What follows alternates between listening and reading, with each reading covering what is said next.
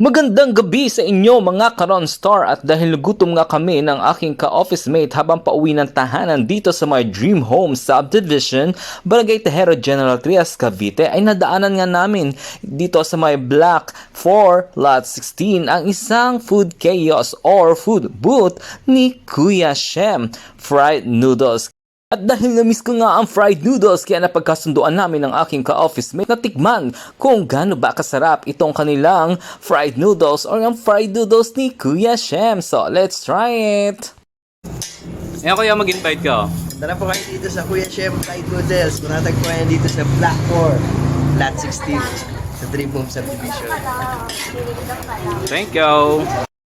So far mga Karon Star, ito nga yung mga flavor nila. Meron silang sweet chili, meron silang chili garlic, meron silang peanut sauce, teriyaki sauce, barbecue sauce, at meron silang oyster sauce. Kaya ito nga, tingnan natin and try na natin tikman. Asa?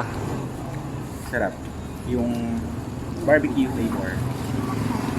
Okay, so ito yung kinuha ko. Balish, ang flavor niya or sauce na nilagay ko is teriyaki, kasi ito talaga nakasanayan ko kapag fried noodles. Kung mapapansin ninyo, hindi siya ganun yung mga thin or yung medyo payat na klase ng noodles. Medyo mataba siya. This is the first time, kaya titikman natin ngayon yung ganito klase ng fried noodles. Ayan.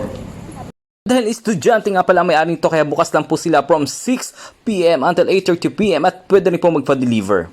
Okay naman siya, tapos may kasama siyang siomai. Tignan natin. Sarap yung siomai.